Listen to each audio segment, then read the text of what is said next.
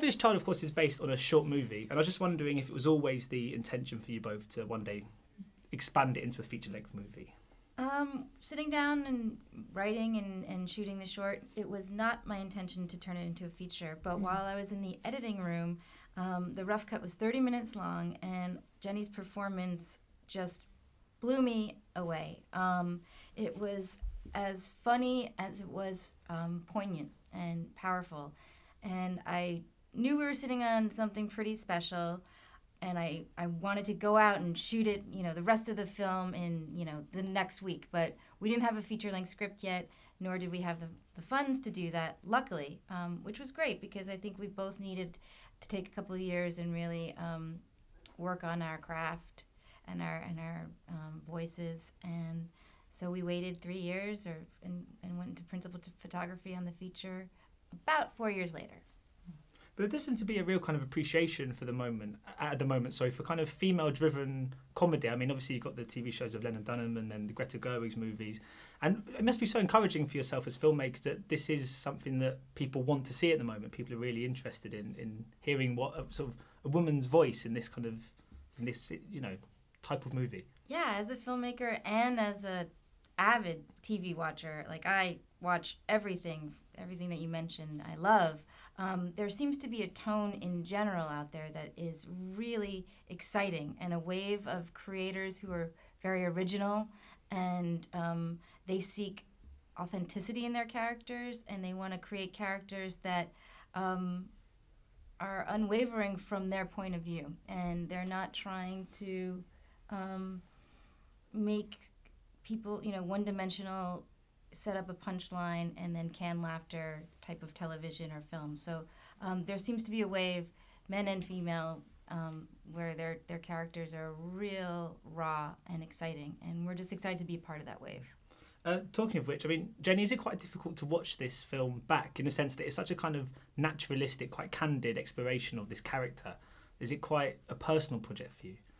Well, it's not difficult to watch at all. I love watching this movie, which is actually rare for me. I usually don't watch my work, but I love watching this movie because I loved making it, and I'm proud of the lines that I drew between myself and this character. 'Cause I am a stand-up comedian, and it's kind of confusing to use my style of stand-up but have it not be my stand-up.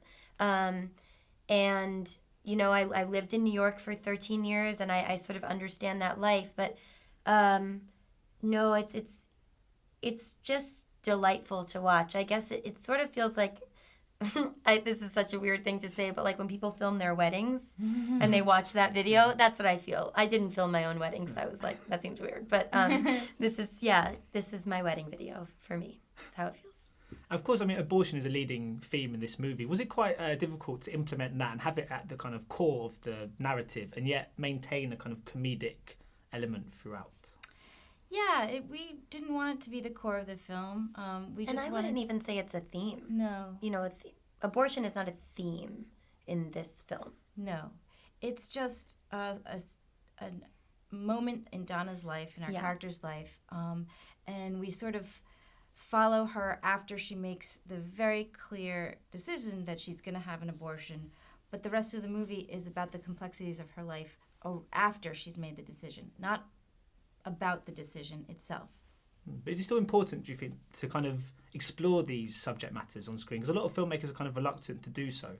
But I mean, I saw a film called Afternoon Delight as well last year, which had a really sort of kind of quite rare, quite raw conversation about rape and stuff, and it was quite I was quite taken aback by it. But I think do you think it's quite important to kind of have these talked about and sort of explored on camera? Yeah, definitely. It was important for us to have the stigma of abortion be lifted, even just from the use of the word to how our main character talks about it with every single person in her life. She asks questions. Is it going to hurt? And her friends are really candid about it. She finally tells her mom, and then her mom explains to her abortion pre-Roe v. Wade when it was back alley and illegal. So it was definitely important for us to tell these women's stories in a very normal not dramatic way. It's just people sharing stories, and also making sure that it's entertaining and funny. We were just taking the idea of choice and humanizing it through humor.